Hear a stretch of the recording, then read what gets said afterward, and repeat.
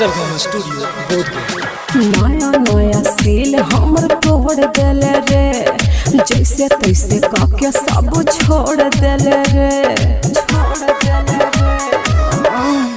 हाँ नया नया सील हमर तोड़ दिल रे, जैसे तैसे काके सब छोड़ दिल रे। तोरे आगे पीछे बगले से टूटल होगे, तोरे आगे पीछे बगले से टूटल होगे, तोरे सिलबट कैलेंडर से कूटल होगे, तोरे सिलबट कैलेंडर से कूटल होगे।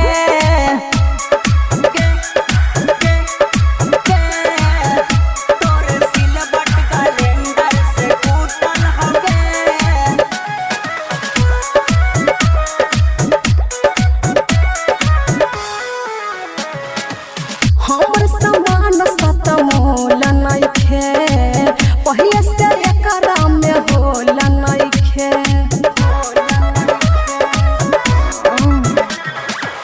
कोरी के ओरी कैसे करिया होगे, लगा हो तोरा भीतर मरिया होगे। इता दोसरा के छेनी से फूटल होगे, इता दोसरा के छेनी से फूटल होगे, तोरे सिलबट कैलेंडर से कूटल होगे, तोरे सिलबट कैलेंडर से कूटल होगे।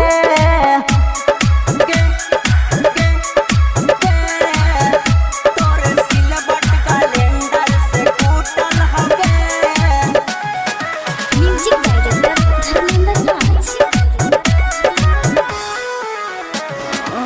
राजेश धर्मेंद्र बयान रोधा जी, नवारी यारी से दलोड जी।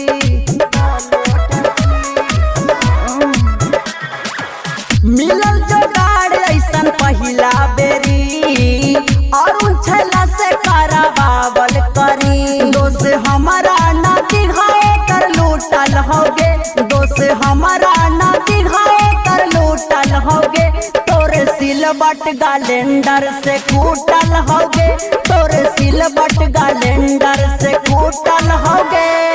हाँ नया नया सील हमर तोड़ दिल रे, जैसे तैसे काके सब छोड़ दिल रे। तोरे आगे पीछे बगले से टूटल होगे, तोरे आगे पीछे बगले से टूटल होगे, तोरे सिलबट कैलेंडर से कूटल होगे, तोरे सिलबट